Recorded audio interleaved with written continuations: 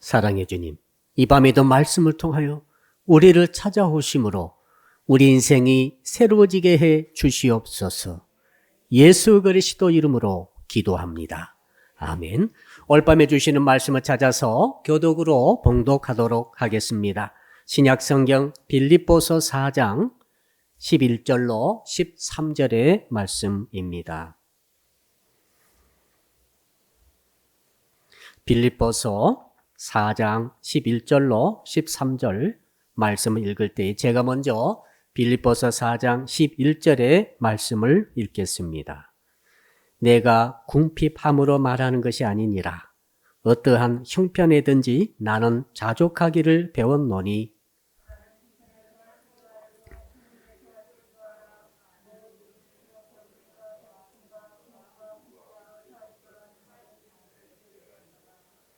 같이 13절을 읽겠습니다.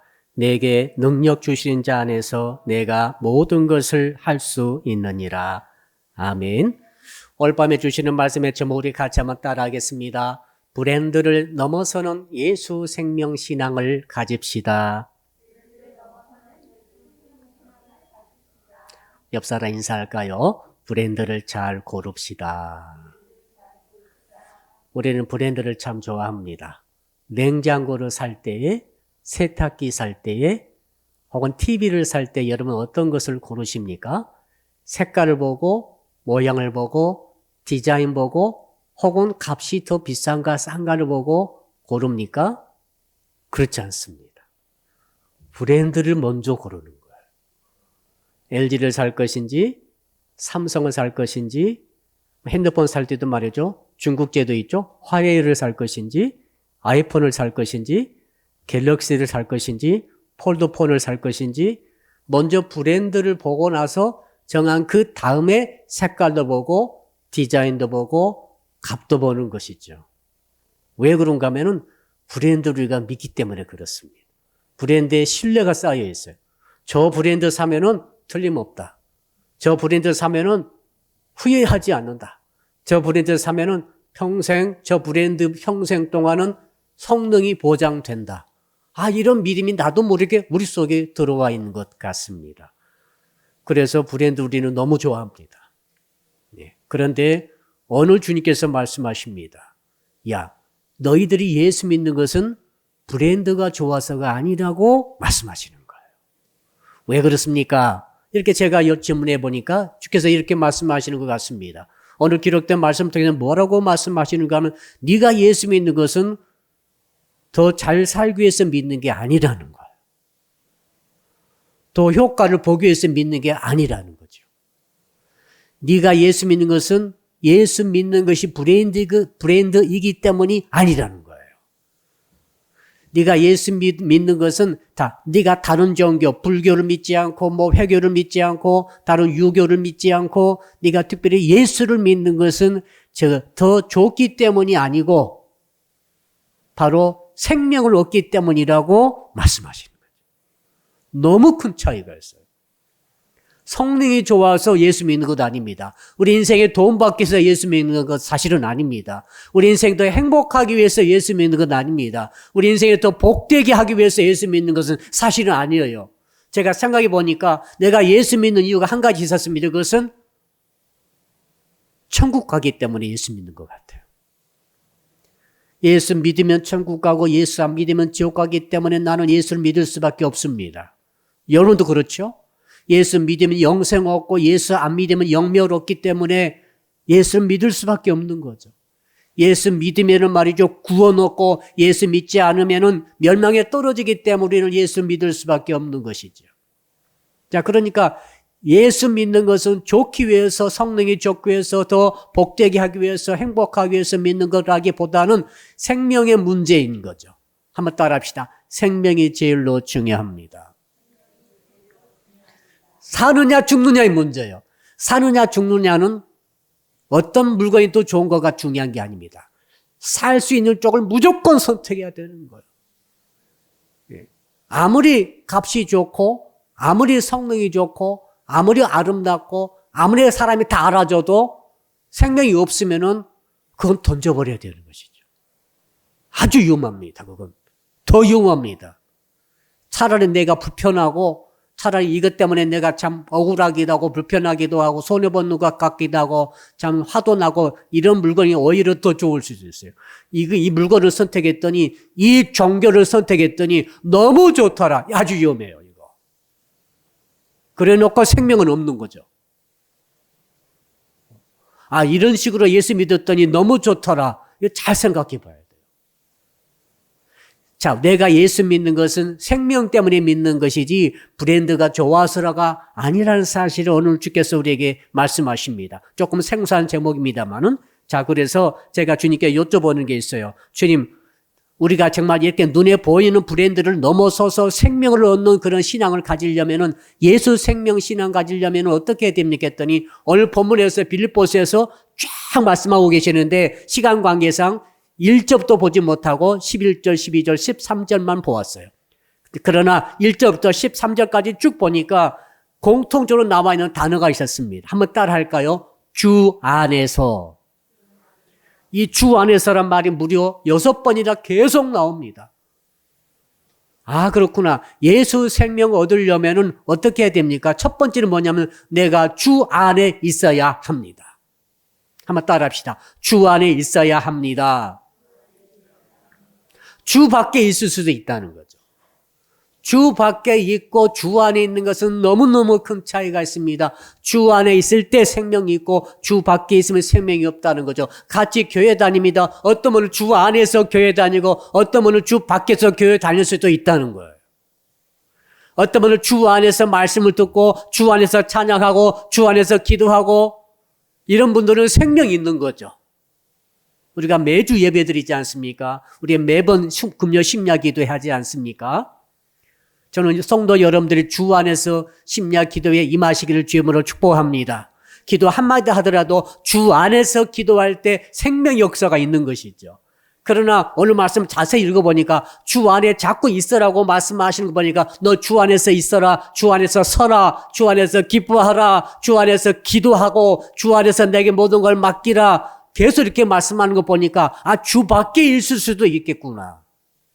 아, 그런 생각이 드는 거죠. 예수님 당시에 종교의 엘리트가 있었습니다. 바리새인의 대표자이죠. 바리새파 사람들, 사두개파 사람들, 제사장들 이런 사람들이 있었어요. 서기관들도 아주 엘리트들이었죠. 고급 관료들이었습니다. 이 사람들은 말이죠. 브랜드입니다. 그러니까. 그때 당시에 사람들이 전부 다 그 사람들은 존경해 줬습니다. 인정해 줬습니다. 대단한 모델이라고 생각했습니다. 왜 그런가 하면은 그때 당시 바리새파 사람들은 일주일에 2번 금식했어요. 아, 요즘 참 금식하지 못한 것 같습니다. 한 끼만 안 먹어도 우리는 상당히 긴장합니다. 먹어야지. 먹는 게 신경을 많이 쓰고 있는 것이 사실인 것 같습니다. 아, 근데 바리새파 사람들은 그 귀한 먹는 것을 말이죠. 이틀이나 금식하고 있었어요. 매주. 그리고 정확하게 채소 하나까지 11조를 드리고 있었어요. 얼마나 모범적입니까? 그 자체가 바리새파 사람들은 있는 옷도 달라요. 보면은 아, 저 바리새파 사람이다 하면은 벌써 존경심이 막 우러나오는 거죠. 인정을 해주는 거죠. 왜 그 사람들은 일반 서민들이, 일반 신앙인들이, 일반 교인들이 할 수 없는 짓을 계속하고 있었어요. 일주일에 2번 금식하며 11조 드리고 그 다음에 나머지 그 바리새파 사람들 기도가 있어요. 기도문을 성경 예수께서 인용해 주고 계세요. 얼마나 그 유명한 기도입니까? 이렇게 했습니다. 하나님이여 나는 다른 사람들 곧 토색, 불의, 간음을 하는 자들과 같지 아니하고 이 세리와도 같지 아니함을 감사하나이다. 나는 일회에 2번씩 금식하고 또 소득에 11조를 드리나이다. 하고 그렇게 기도를 했어요. 자, 그러니까 이런 것들을 못하는 교인들은 성도들은 말이죠. 바리새파 사람만 보면 기가 죽는 거죠. 그들은 그 자체가 종교 브랜드입니다. 그 모습이 모델이 되는 거죠. 근데 주께서 이렇게 말씀하셨어요. 잘 들으셔야 됩니다. 그렇게 모든 유대 지방의 사람, 유대 나라의 사람들이 존경을 받고 존경해주고 우러러보고 모델이 되고자 했던 그 바리새파 사람들에 대해서 주님께서 뭐라고 그랬는가 하면은 너희는 너희 아비 마귀에게서 났으니 너희 아비의 욕심대로 너희도 행하고자 하느니라. 와, 이거 놀라운 일이에요. 바리새파 사람들은 자기가 아브라함의 자손인 것을 자랑스럽게 여겼습니다. 무슨 말인가 하면 바리새파 사람들은 자기들이 하나님의 아들이고 자녀인 것을 확실히 알고 생각하고 믿고 있었어요. 그런데 주님은 메시아이신 예수께서 말씀하셨습니다. 마귀의 자식이라고 말하는 거죠. 그 말을 들었던 그때 당시 유대 나라 사람들은 너무나 충격받았을 거예요. 저렇게 브랜드로 저렇게 멋있게 저렇게 위대하게 저렇게 모델로서 실제로 살아가고 있는 행동하고 있는 그것도 금식으로 그것도 헌금으로 제일 중요한 것도 아니겠습니까? 근데 메시아신 예수께서 마귀의 자식이라고 해버리니까 세상에 하나님의 자녀와 마귀 자녀는 완전히 반대 아닙니까? 왜 그럴까요? 바리새파 사람을 열심으로 신앙생활을 한 것이 아니라 종교 생활을 한 것이죠. 그들은 말이죠. 주 안이 아니라 주 밖에 있었던 것이죠. 사랑하는 성도 여러분, 주 밖에 있다는 것은 생명이 없는 거죠. 한번 따라할까요? 주 밖에 있으면 생명이 없습니다. 아무리 주 밖에서 화려하고 아무리 금식해 보십시오. 아무리 예배 드려 보세요. 주 밖에서 아무리 찬양하고 주 밖에서 아무리 큰 봉사하고 위대한 일을 했다 할지라도 생명이 없는 거죠. 생명 없으면 끝이에요. 이건 아무 가치가 없어요. 오히려 더 위험해요. 생명이 없다는 것은 화려할수록 더 위험한 것 같아요. 사람들이 인정받을수록 더 위험해요. 왜? 회개하는 말을 한마디도 듣지 못해요.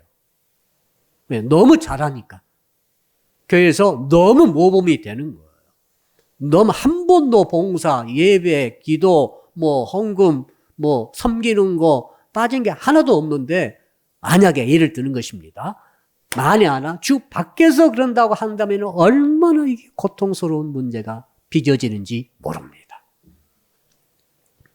그래서 사도 바울은 지금 빌립보 성도들에게 감옥석에서 말하고 있는 것입니다. 빌립보 교회 성도들이요, 여러분 주 안에 계세요. 주 안에 서십시오. 1절에 2절에 주 안에서 같은 마음을 품으십시오. 4절에 주 안에서 항상 기뻐하십시오. 7절에 그리스도 예수 안에서 너희 마음과 생각을 지키라. 그리고 더 나가서 10절에 내가 주 안에서 크게 기뻐함은 주 안에서 기뻐하라. 13절의 마지막으로 내게 능력 주시는 주 안에서 너희들이 모든 것을 할 수 있다. 이렇게 결론 내리고 있죠. 여러분, 그러므로 종교 생활에서 벗어날 수 있기를 주님으로 축복합니다. 우리가 나의 행동, 어떤 행동을 고치고 어떤 행동 고치고 굉장히 중요하게 보이죠. 실제로 중요합니다. 그러나 비교도 할 수 없게 중요한 게 있어요. 내가 주 안에 있느냐. 내가 모범적인 행동, 멋진 행동, 남이 우러러보는 그런 봉사 너무너무 중요합니다. 그러나 비교도 할 수 없이 중요한 것은 내가 주 안에 있느냐. 왜? 이것은 생명의 문제이기 때문에. 성능의 문제가 아니에요. 행복의 문제가 아니에요. 생명의 문제, 사느냐 죽느냐 문제, 천국과 지옥의 문제, 구원과 멸망의 문제, 영생과 영멸의 문제예요. 하나님의 자녀냐 마귀의 자녀냐 이 문제라고 지금. 가운데는 없어요. 모든 사람도 두 자녀죠. 세상의 자녀, 마귀의 자녀 아니면 하나님의 자녀거든요. 그러니까 주 안에 있는 것이 얼마나 중요한가. 사도 바울께서 그래서 옥중서신으로 빌립보서 쓰시면서 주 안에라는 말을 수십 번 쓰고 있는 거예요. 왜? 생명이 달려있기 때문에. 두 번째로 우리가 어떻게 하면 예수 생명의 신앙을 가질 수 있을 것인가. 브랜드에 속지 않고, 브랜드 잘못 골라가지고 완전히 속을 수가 있죠. 브랜드에 속지 않고 겉으로 드러난 종교적 행위에 속지 않고 예수 생명을 어떻게 얻을 수가 있을 것인가. 첫째는 주 안에 거하라는 것이고, 두 번째 보니까 한번 따라합시다. 이제 주 안에서 살아갑시다. 쭉 읽어보니까 주 안에서 살아가는 문제가 계속 나오더라고요. 여러분 성경 가져오신 분 우리 1절 한번 읽어볼까요? 빌립보서 4장 4절입니다. 1절입니다. 빌립보서 4장 1절. 시작. 그러므로 나의 사랑하고 사모하는 형제들, 나의 기쁨이요 면류가 아닌 사랑하는 자들아, 이와 같이 주 안에 서라. 한번 따라합시다. 주 안에 서야 합니다. 이 주 안에 선다는 게 뭡니까? 선다는 것은 확고하게 서는 걸 말해요. 어설프게 왔다 갔다 하는 게 아닙니다. 우리 그때 예스, 노 게임 있죠? 어느 편에 설 것인가? 우리 체육대 할 때가 참 그립습니다. 벌써 체육대 못 한 지가 지금 2년, 3년이 돼가는 것 같아요.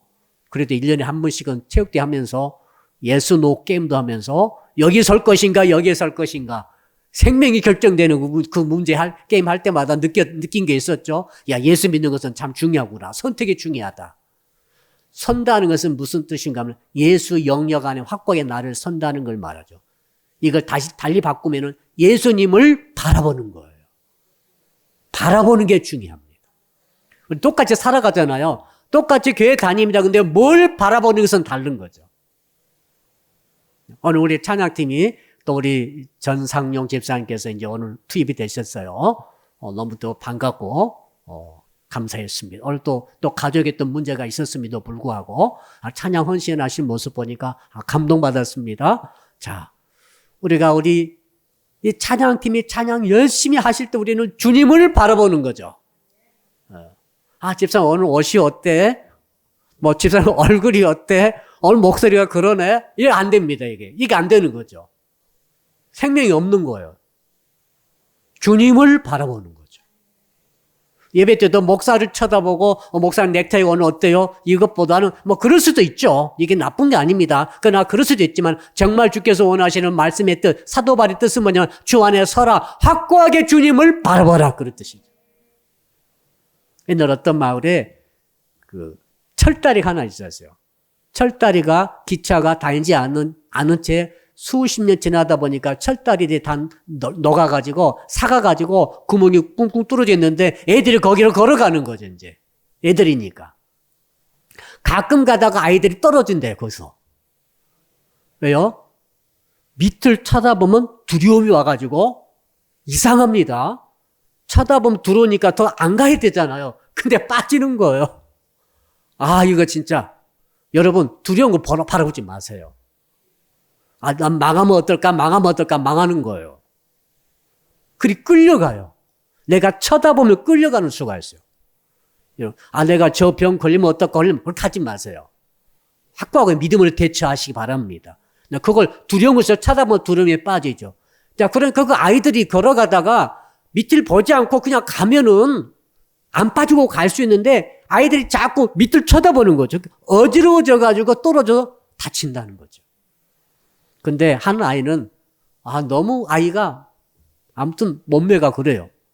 밑에가 안 보여요. 너무 배가 나와가지고 이렇게 하면 밑이 안 보이는 거죠. 그 아이는 한 번도 떨어지지 않았다는 거죠.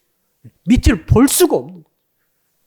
밑을 볼 수가 없으니까 앞만 보고 가다 보니까 한 번도 떨어진 적이 없다는 거죠. 사도 베드로께서 예수를 쳐다보니까 바다 위를 걸어갔죠. 갈릴 호수 풍랑이는 파도를 밟고 갔어요. 왜? 주님을 확고히 서서 바라봄으로 주님부터 생명의 역사가 전달이 된 거죠. 그런데 파도와 바람을 바라보니 무서워가지고 빠져버렸습니다. 똑같이 있지 아닙니까? 그래서 사도 바울께서 빌립보 성도들에게 주 안에 서라. 너의 바라보는 시선을 확실히 정해서 주님을 바라보라. 이 뜻인 줄로 믿습니다.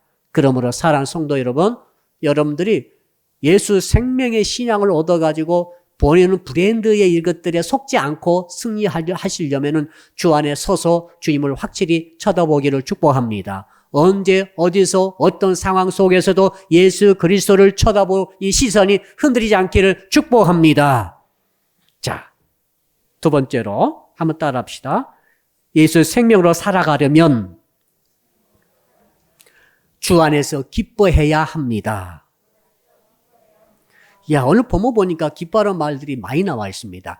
빌립보서 전체 1장, 2장, 3장, 4장 전체를 다 통틀어 보니까 무려 기뻐하라는 단어에 관계된 단어만 16번 나와요. 이 짧은 편지 속에 16배나 기쁨, 기뻐하라, 기뻐하라, 기뻐하라, 기뻐하라 이것은 사도 바울이 대단한 의미를 거기에 부여하고 있다는 뜻이죠. 주 안에 있는 것은 기뻐하는 것이라고 합니다. 바꿉시다. 주 밖에 있는 사람은 진정한 기쁨이 없어요. 여러분 언제 기쁩니까? 목사님 저 돈 좀 벌었으면 좋겠어요. 많이도 말고 100억만 있으면 좋겠습니다. 돈이 생기면 기뻐하고 내 지위가 승진하면 기뻐하고 다 그럴 수 있습니다. 그리고 새 것을 갖게 될 때, 소유하게 될 때 기뻐하고 누가 나를 알아줄 때 기뻐하고 기뻐한 것도 많죠. 근데 좀만 더 깊이 생각해 봅시다. 내가 무엇을 가졌기 때문에 기쁘고 누가 나를 알아주기 때문에 기쁘고 내가 어떤 위치로 올라가기 때문에 기쁘고 다 그러다 보면 그런 반대 경우가 생겨요, 안 생겨요? 생길 수 있습니다. 내가 가진 것을 잃어버렸을 때 슬퍼해야 됩니까? 그렇죠? 누가 나를 알아주지 않으면 슬프다. 기쁨이 사라져버렸어. 기쁨이 싹 사라져버렸어.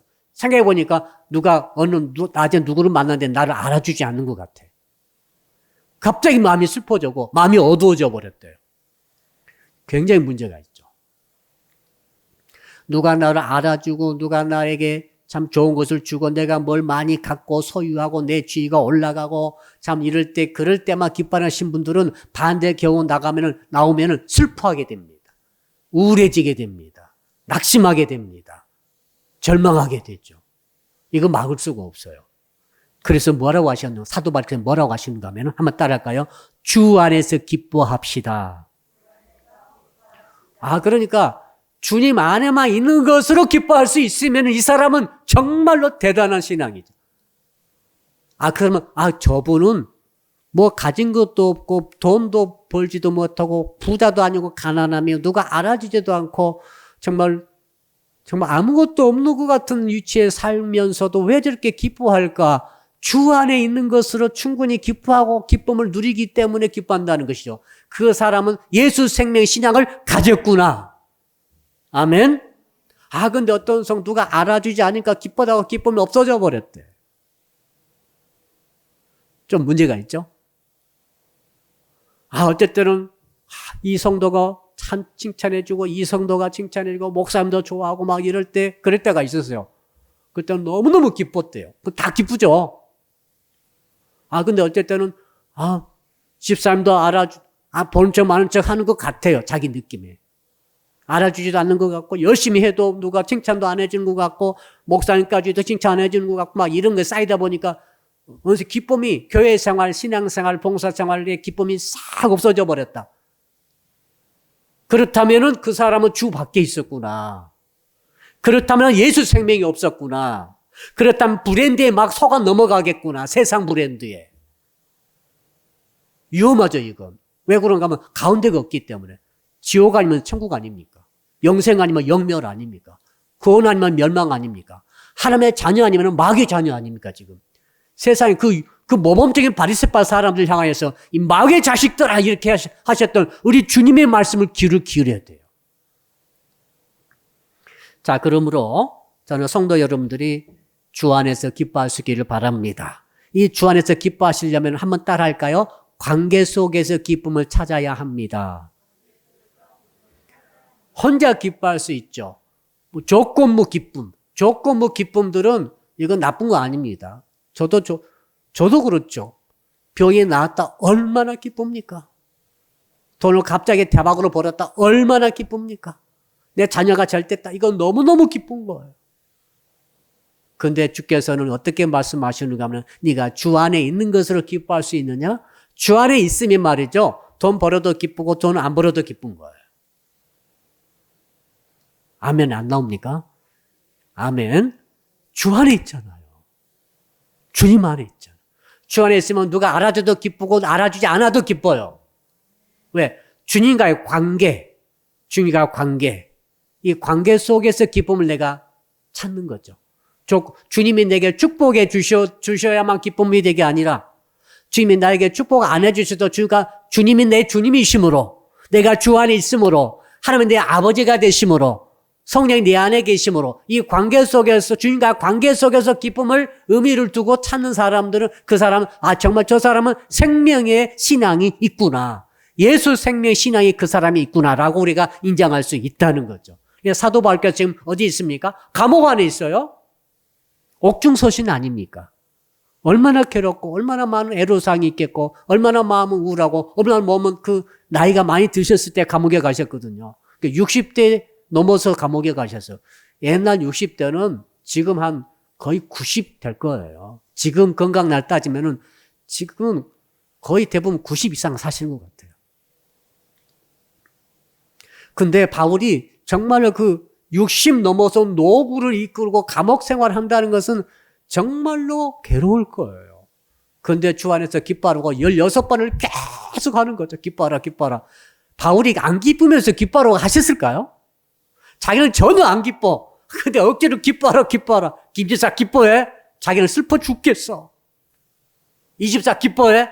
자기는 막 죽고 싶어. 이럴 수는 없는 거예요.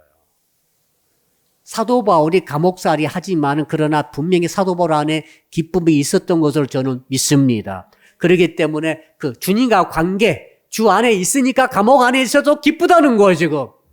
당시 빌립보 교회는 두 가지 문제가 있었습니다. 첫 번째 문제는 바로 가난의 문제였어요. 그때 아마 불경기가 왔던 것 같아요. 빌립보 도시 전체 불경기에 와가지고 빌립보 성도들도 가난했어요. 지금 코로나 때문에 얼마나 어렵습니까? 정말 어려운 것 같아요. 우리 청년들도 얼마나 어렵습니까, 지금? 이때는 위로의 메시지를 많이 줘야 돼요. 이때는 정말 기쁨의 비결을 배울 수 있어야 되겠습니다. 또 한 가지 문제는 핍박의 문제였어요. 자, 교인들도 가난했을 뿐만 아니라 핍박까지 오니까 두 가지가 함께 겹치니까 정말 힘을 내기가 어려워요, 지금.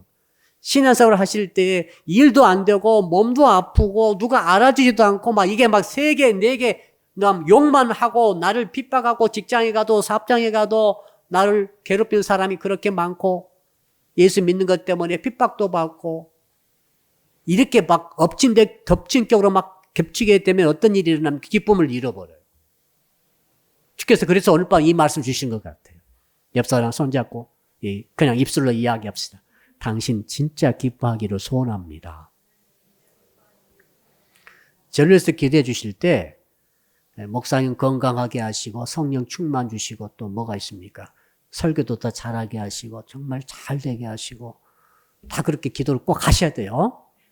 그러나 가장 중요한 기도는 목사님 좀 행복하고 행복할 정도로 주 안에서 기뻐하게 하여 주시옵소서. 이렇게 기도를 꼭 해야 되겠더라고요. 이 기도를 받아야 돼요. 성도 여러분도 마찬가지입니다. 주 안에서 있으므로 주님과 관계 때문에 항상 기뻐할 수 있기를 주 이름으로 축복합니다. 자, 그러면서 여러분 이제 뭐라고 당부하는가 하면은 한번 따라 할까요? 주 안에서 항상 기뻐하라. 도대체 사도 바울은 불가능한 일을 시키는 것 같아요. 항상이란 것은 어마어마한 것입니다. 아침에 눈 떠도 기쁘고 아침밥 먹을 때 기쁘고 버스에 시달리면서 출근할 때도 기쁘고 힘들어 죽겠는데 기쁘고 허리가 막 쑤셔. 그때도 기쁘고 이럴 수 있나요? 이제 오후쯤 되니까 피곤이 몰려가지고 너무 참 쉬고 싶어. 그때도 일을 해야 돼. 그때도 뭔가 해야 돼요. 그때도 기쁩니까? 이 항상 기뻐란 말은 인간으로서는 불가능할 것 같아요. 그런데 사도 바울께서 그렇게 말씀하셨습니다. 처음에 기뻐하라고 그려놓고 두 번째는 항상 기뻐하라고 말씀하시거든요. 그 다음에는 주 안에서 기뻐하라 이렇게 말씀하십니다. 그래서 어떻게 항상 기뻐할 수 있습니까? 하나님께서 바울을 통해 말씀하신 거예요. 오늘 여러분 6절, 우리 6절 잘 아시죠? 4장 6절입니다. 우리 같이 한번 읽어볼까요? 시작. 아무것도 염려하지 말고 다만 모든 일에 기도와 간구로 너희 구할 것을 감사함으로 하나님께 아뢰라. 자, 염려를 잡아야만이 항상 기뻐할 수 있어요. 염려와 기쁨은 상극입니다. 시소와 같습니다. 염려하고 올라가면 기쁨은 떨어져요. 가만히 여러분 지켜보세요. 내가 왜 기쁨이 없지? 뭔가 염려거리 있으면 기쁨이 떨어져 버려요. 내가 경영하는 가게가 오늘 잘 안 됐어요. 나도 모르게 염려하고 있어. 그런 기쁨이 별로 없어요. 이상하죠? 오늘 아들이 딸이 어떤 소식을 전해왔어요. 별건 아닌데 괜히 가슴에 걸려요. 이게 막 걸리는 거죠. 학교에서 어떤 일이 있었다는 거죠. 그 말 한마디가 부모의 마음에 염려를 작용하면은 그때 부모의 기쁨은 툭 떨어지는 거죠. 염려가 말이죠. 진짜 기쁨과 상극인 것을 알 수 있습니다. 그러므로 여러분들이 항상 기뻐할 수 있으려면 염려를 잡아야 되거든요. 그래서 염려 대신 뭐라고요? 염려가 오면은 기도하라는 거지. 염려가 오면은 기도함으로써 기쁨을 항상 유지하라. 이것이 중요하다. 염려가 와가지고 염려함으로써 기쁨이 떨어지면은 주 안에서 기쁨이 흔들리면 생명의 관계가 흔들리면서 신앙의 본질을 놓치기 쉽다는 거죠. 그러나 염려가 오면은 염려를 즉시로 주 앞에 맡기고 감사함으로 아뢰가지고 주께 계속 맡김으로써 내 속에 있는 관계적인 기쁨, 주인과 관계 속에 있는 그 기쁨이 사라지지 않도록 유지를 시키면서 항상 기뻐하게 되면은 어떻게 됩니까? 예수 생명 신앙을 내가 유지하게 된다는 거죠. 생명은 너무 좋은 것입니다. 생명은 가능성이 많아요. 살아있으면은 열매 맺죠. 생명이 없으면 문제가 많아. 이것이 조화라고 한다면은, 이게 조화입니까, 지금? 생화죠? 조화라고 한다면, 조화와 생화는 너무 다르죠. 조화는 아무리 화려해도 생명이 없어요. 열매를 못 맺어요. 조화를 먹고 살 수는 없어요. 그러나 생명이 있는 식물은 가능성이 있어요. 그것이 죽지 않고 계속 생명 유지하다 보면 언젠가는 열매를 맺게 되는 줄로 믿습니다. 그 열매 우리는 따먹는 거죠. 신앙은 생명이 있어야 돼요. 우리 예수 믿는 성도, 우리 사람께 특히 성도 여러분들 속에 이 기쁨이 항상 있기를 주님으로 축복합니다. 어떻게요? 염려가 생길 때마다 주 앞에 계속 맡겨서 기도하고 내 염려가 없어지지 않도록 유지함으로 내 속에 신앙이 생명 있는 신앙이 되므로 결국 때가 되면은 열매가 맺어지고 응답이 되어지고 그 결실을 우리가 거둘 수 있기 때문인 줄로 믿습니다. 마지막으로 예수 생명으로 살아가려면 주 안에서 살아가야 되고 주 안에서 살아가려면 주 안에서 항상 이제 마지막 세 번째면 한번 따라 할까요? 주 안에서 자족할 수 있어야 합니다. 스토아 철학자들 그렇게 말했죠. 만족이 뭐냐? 만족이란 것은 많은 것을 소유함으로 만족하는 것은 그것은 초보다. 그것은 아니다. 어떻게 하는 것입니까? 욕심을 적게 내면서 만족하는 것이 그게 올바른 것이다. 소크라테스도 비슷한 말이었죠. 소크라테스가 어떻게 말했는가 하면 어느 때 가장 부유한 인간이 되는가? 가장 누가 부자 됩니까? 그가 이렇게 말했습니다. 가장 적은 것으로 만족하는 자가 가장 부자다. 왜냐하면 자족이야말로 자연의 부이기 때문이다. 여러분 그러니까 어떤 사람이 계속해서 행복하기를 원한다고 하면 그에게 많은 것을 주지 말라는 거죠. 더 주고 더 주고 더 줘가지고 그가 어느 때까지 행복할 수 있겠어요? 그의 속에는 욕심을 줄이라는 거죠. 욕심을 줄이게 만들면은 저절로 그 사람이 행복해진대요. 아, 이게 놀라운 비밀이더라고요, 이게. 보통 말이 아니에요. 자, 남자와 여자가 청년 때 만나서 결혼했어요.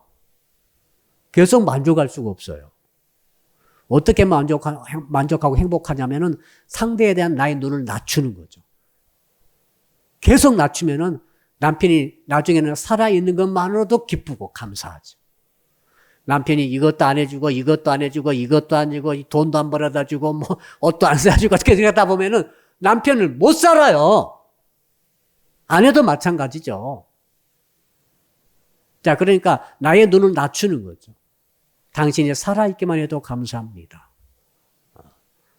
우리 교회도 마찬가지 아니겠어요? 성도에 대해서 우리가 나의 기대를 낮추는 거죠. 성도 여러분들만 얼굴만 봐도 기쁘다. 당신의 얼굴만 봐도 나는 너무 행복해. 너무 기뻐. 너무 감사해. 이러면 말이죠. 그 사람이 성도가 말이죠. 마음이 얼마나 부유하겠습니까? 이 자족이 너무너무 중요한 거다. 자족이. 오늘 밤에 여러분이 한 50만 원짜리 만찬을 먹고 오지 않고 그저 된장국에다 김치에다가 밥말 아무튼 어떻게든 간단히 라면 먹고 오시면 되게 싫을 것 같아요. 그거 먹었더라도 그거 먹은 것 자체를 감사해가지고 만족하다 해버리면 그 사람은 진짜 잘 먹은 거예요. 저는 잘 먹고 온 거예요. 근데 20만 원짜리 부피를 먹었는데 먹자 것도 없더라. 그러면은 그 사람은 정말 가난하게 사는 거죠. 못 먹은 거죠. 주 안에 있는 것은 뭔지 아십니까? 주 안에 있다는 것은 주 안에서 자족해버리는 거죠. 바울이 그걸 말하고 있어요. 여러분 11절과 12절 2절 같이 읽어봅시다. 11절 12절 시작. 내가 궁핍함으로 말하는 것이 아니니라. 어떠한 형편이든지 나는 자족하기를 배웠노니 나는 비천에 처할 줄도 알고 풍부에 처할 줄도 알아. 모든 일 곧 배부름과 배고픔과 풍부와 궁핍에도 처할 줄 아는 일체의 비결을 배웠노라. 사도 바울은 도통했습니다. 진짜로. 일체의 비결을 다 배워버렸대. 그래서 사도 바울께서 감옥 속에서 이렇게 고생하시면서도 너희를 기뻐하라 하셨구나. 일제의 비결을 다 배웠어요. 부하면 부한 대로, 가난하면 가난한 대로, 귀하면 귀한 대로, 천하면 천한 대로, 누가 나를 칭찬해주고 상 주면 상을 받는 대로, 그러나 누가 나를 유혹하고 두들겨 패면 두드러 맞으면서 일제의 비결을 다 배웠는데 그 비결이 뭔가 했더니 주 안에서 만족을 누리고 나머지 것들은 나를 가장 낮춰버린 거죠. 나 주 안에 있으면 옷이 한 벌만 있어도 좋아요. 어떤 분은 옷이 10벌 있어도 입을 옷이 없다고 그래요. 그러면 분명히 계시죠. 어떤 분은 그렇지 않습니다. 옷 한 벌밖에 없어. 그러면 너무 기쁘대. 주 안에 내가 있어서 내가 자족함을 배워가지고 일제 비결을 다 배워버린 것이죠. 어쩔 때는 주님 때문에 이렇게 잘 때도 있지만 어쩔 때는 주 안에 있음에도 불구하고 잘 안 될 때도 있어요. 그러나 일제 자족을 배워버렸기 때문에 비결 중에 비결이 뭡니까? 자족이란 거죠. 자, 이제 말씀의 결론을 내려보겠습니다. 이 시대에는 수없이 많은 브랜드들이 판을 치고 있습니다. 그렇죠? 옷, 제품, 차, 집도 브랜드가 있더라고요, 또. 또 뭐가 있습니까? 아무튼 어떤 또 교회도 브랜드가 있대. 그런 분도 계시더라고요. 여러분, 브랜드 쫓아가다가는 생명을 잃어버릴 수 있어요. 큰 교회 가면은 생명이 있습니까? 한두 명 모이는 작은 교회도 있을 수 있죠? 거기 가면 생명이 없습니까? 중요한 문제예요. 자, 큰 교회는 그거 염려하는 거죠. 수만 명의 성도들이 모여서 엄청난 프로그램과 엄청난 교회 신설을 가지고 엄청난 설교와 또 온 세계에 다 또 보내고 하고 있는데 만에 하나 생명이 없다고 한다면은 너무너무 많은 문제가 생기는 거죠. 너무 많은 성도들이 생명을 잃어버릴 수 있는 거죠. 자, 우리 기준이 브랜드에서 뭘로 바뀝니까? 예수 생명으로 바뀌는 거죠. 아멘. 한번 따라 합시다. 나의 기준을 브랜드에서 예수 생명으로 바꿉니다. 예수 생명이 중요한 거죠. 예수 생명이 있으면 되는 거예요. 부자이면서 예수 생명이 있으면 얼마나 좋겠어요. 그러나 가난하면서 예수 생명이 있으면 그 안에서 기뻐할 수 있어야 되는 거죠. 그 예수 생명 어떻게였습니까? 세 가지 제가 말씀드렸습니다. 첫째는 주님만 확고하게 바라보자는 거죠. 주님에게서 생명이 나옵니다. 브랜드에서 생명 나온 게 아니에요. 프로그램에서 생명 나온 게 아닙니다. 그렇죠? 겉으로 드러나는 봉사에서 생명 나온 게 아니에요. 그렇죠? 직분에서 생명 나온 것도 아니에요. 예수님에게서만 생명 나옵니다. 더 정확히 교회에서 생명 나온 게 아니라 예수님에게서 생명이 나오는 거죠. 그러나 교회에서 예수님을 만나야 되는 거죠. 봉사에서 예수님을 만나야 되는 거죠. 헌금 많이 한다고 생명 얻습니까? 아닙니다. 헌금에서 예수님을 만나야 되는 거죠. 찬양에서 예수님을 만나는 거죠. 예수님을 쳐다봐야 되죠. 옆에 있는 귀한 성도님 속에서 내게 생명이 주어진 게 아니라 그 성도 안에 있는 예수에게서 생명이 오는 거죠. 그래서 성도를 바라볼 때 여러분들이 저 안에 계신 예수님을 보는 거죠. 그래서 그 형제를 자매를 귀히 여기는 거죠. 그 형제 자매 미워하지 않고 사랑하는 거죠. 예수 생명이 그 안에 있기 때문에. 이렇게 내가 바라보는 이 시각을 완전 주님을 바라보는 것을 바꿀 때 예수 생명의 신앙이 여러분 속에서 일어나게 되는 줄로 믿습니다. 두 번째는 뭐라고 그랬습니까? 한번 따라 합시다. 주 안에서 항상 기뻐할 수 있어야 합니다. 항상 문제라, 항상이. 가끔은 기뻐할 수 있어요. 가끔은 기뻐할 수 있어야 돼. 항상 기뻐해야 돼. 자신 있습니까? 이게 어려운 것 같아. 항상. 막 우울증이 밀어 닥쳐도 기뻐할 수 있어야 돼요. 그러려면은 예수 주님과의 관계 속에서 기쁨을 찾으라. 딴 거 기쁨 찾으면 안 돼요. 왜 그런가 하면 내가 이것을 가짐으로 기쁘다. 그럼 이거 없으면 어떡할 거예요? 당신 만나서 기뻐 죽겠어요. 그럼 당신이 없으면 어떡할 거예요? 그렇죠? 당신 만나서 나는 너무너무 행복해. 그럼 그 사람 만나지 못했다나 불행할 겁니까? 주님이 그것밖에 안 돼요? 주님이 계셔도 슬프고, 주님이 계셔도 우울하고, 주님이 계셔도 죽겠고, 주님이 계셔도 절망스러운 사람들은 예수 생명의 신앙이 없다니까요, 지금. 없는 거예요. 그러니까 주 안에 있게 되고, 주 안에 항상 있으면은 그 상관없이 기쁘다는 것이 지금 바울의 주장 아닙니까? 나 봐라, 감옥에서도 기쁘지 않느냐, 지금. 허리가 많이 쑤셨을 것 같아요. 저도 나이 드셔가지고 감옥에 있으니까 찬 감옥에 얼마나 뼈가 쑤시겠어요. 근데 어떻게 기뻐하라고 하셨을까? 항상 기뻐하라고 하셨을까? 정말 주님과 관계만 있으면 뭐든지 내가 기쁘다고 여겨야 돼요. 이것이 예수 생명 신앙이라는 거죠. 마지막 세 번째는 한번 따라 합시다. 주 안에서 항상 자족할 수 있어야 합니다. 뭘 가져가지고 자족할 생각을 버리세요. 지금부터. 아멘. 내 소원이 이루어져 가지고 만족한다. 이걸 버리시고 버려야 돼요. 우리 만족은 주님이 충분합니다. 주님이 계시면 나는 충분히 만족한다고 생각해야 돼요. 그렇다고 그래가지고 내가 현실적인 꿈을 내려놓고 현실적인 목표를 다 하지 말라는 것이 아닙니다. 나 그거 아무렇게나 살 거야. 이게 아니라 현실적인 목표와 목적 가지고 열심히 사세요. 그렇죠. 지금 월급이 100만 원인데 200만 원 될 때까지 노력할 거야. 지금 매출이 100만 원, 1000만 원인데 이제 2천만 원 한개 가야. 이런 것들은 그걸 그렇게 추진을 하시라고요. 그러나 진정한 내 마음속에 기쁜 말이죠. 자족이 주님과의 관계 속에서 자족이 와야 된다는 거죠. 아멘. 여러분들처럼 한 200살까지 사시면서 충성 봉사하시면 좋겠습니다. 그럼 혹시 주님께서 나를 빨리 데려가시면 그럼 나는 슬픈 거예요? 그러면 안 되겠지만 한번 상상해 보는 거죠. 저는 여러분들이 100억대 부자가 다 되시기를 축복합니다. 그렇다면 지금 1억도 없는데 그럼 나는 지금 슬픈 거예요? 예수 믿는 게 그것밖에 안 됩니까 지금? 저는 여러분들 이번에 대통령 선거에 다 당선되시기를 축복합니다. 나 지금 지금 이 군수도 못하고 있는데 시장도 못하고 있는데 나는 슬픈 거예요 지금? 내가 믿는 예수는 어디 계신 거예요, 그럼? 심각하죠? 동네에서 아무도 나를 안 알아줘요. 회사에서 아무도 나를 안 알아줘요. 교인들 중에 아무도 나를 안 알아줘요. 주님이 당신을 알아주면 될 거 아닙니까? 주님이 당신을 알아줘가지고 예수 믿게 하셨지 않습니까? 천국 입구에서 주님이 당신 나 모른다. 세상 사람이 다 나를 아는데 주님은 나는 너 모른대. 그럼 당신은 지옥이야.